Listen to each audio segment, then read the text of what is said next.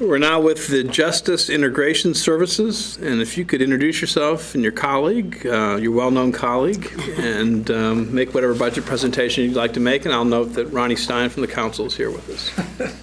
Thank you, Mr. Mayor. This is an opportunity for me as chairman of the JIS Policy Committee to accompany Ms. Natalie Steers as the director of the JIS agency and make this budget presentation. As you know, JIS is a small metro agency with less than 25 employees. And we have a group of individuals who are very talented in the work that they do.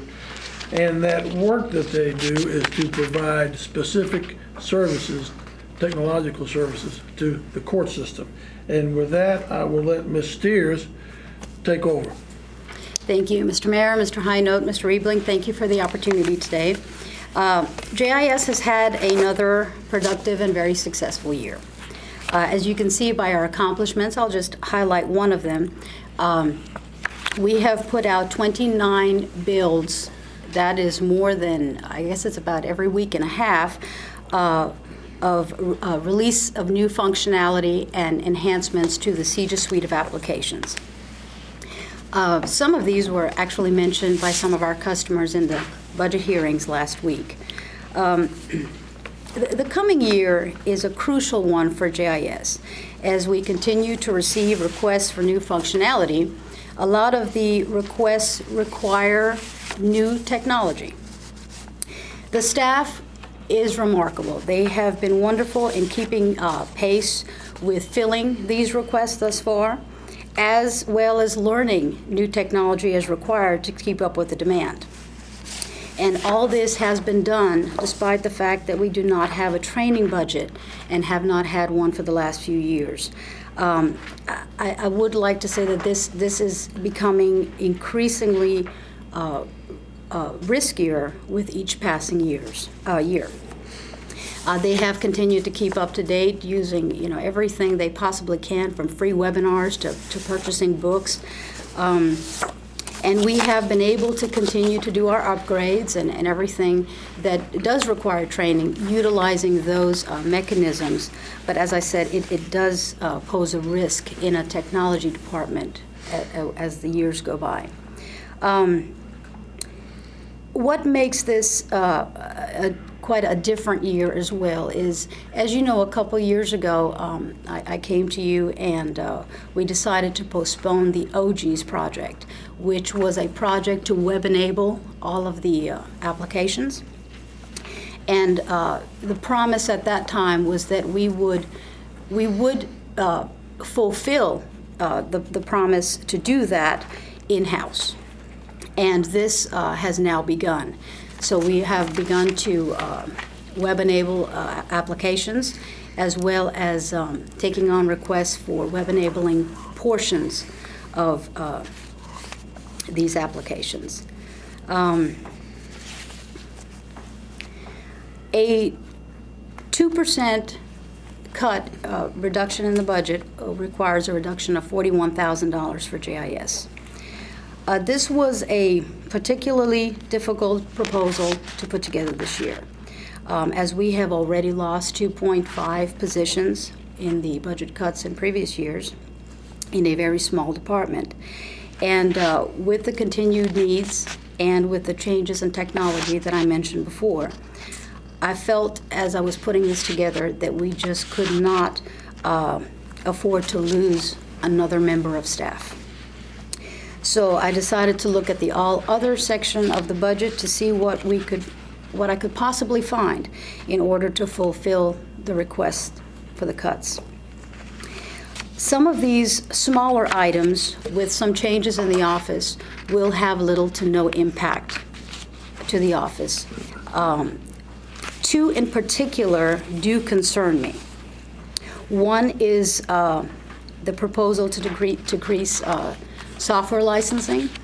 And as you know, JIS is responsible or houses the budget for the tool maintenance and support of all the tools for all of our customers. So that sits solely in the JIS budget, and we are contractually obligated to that. I felt like I could propose it this year because I think that we can live with that next year. However, with software licensing, it does go up every year, and also sometimes purchase of a new tool, the first year support is bundled with that, or sometimes they're not due every year.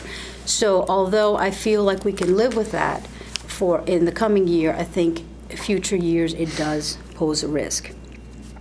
The other that I wanted to mention was management consulting fees reduction. And JIS does not typically use consulting services. But with the new technology that we are using, and as we bring in the new technology, the existing staff will have to still maintain the existing technology that we have. So we've got to bring in a new set of skill sets within the existing staff. But it would drastically reduce cost and effort if we had consulting services as we bring that on, because they can advise on things like our architecture, which you just want to make sure you do it once and it is right, and also with functionality that is crucial but is also uniform across applications and maybe not necessarily unique to our environment. So instead of having our staff develop that, if we brought in consultants for short periods of time to bring in, to show us exactly how to set up functionality that is used everywhere else, like I said, it would drastically reduce costs. So that is my concern with the management consulting services reduction.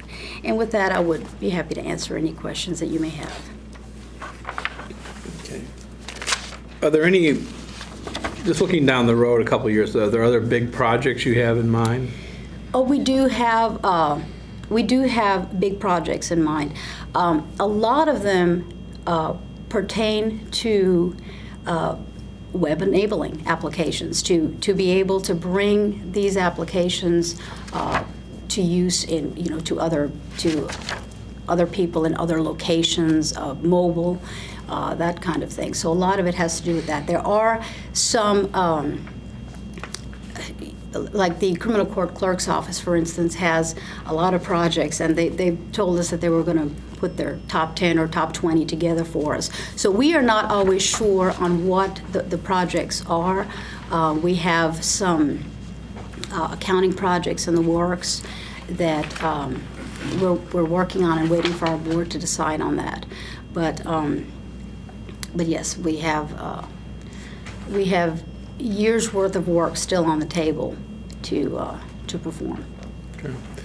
And Judge, how's the group holding together, just having been present at the beginning?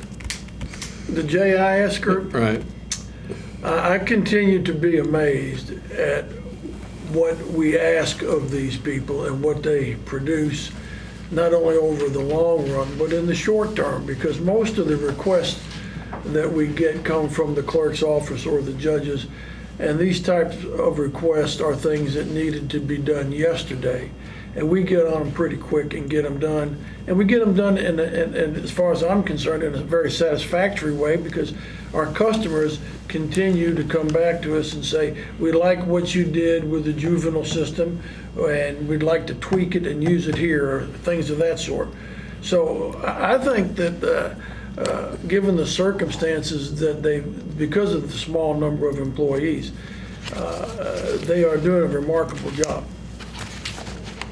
Good. And you still get good participation from the different heads of the departments and judges and the organization itself? We get direct communication from the criminal court clerk, the juvenile court clerk, all of the criminal courts, the judges, the police department, the DA, the public defender. We are in constant contact with those agencies and meet their needs on a regular basis. And I know you may be familiar, the folks watching today may or may not be familiar with that criminal court clerk. There's a criminal in your neighborhood. You know what I'm talking about? Crime mapping? Crime mapping.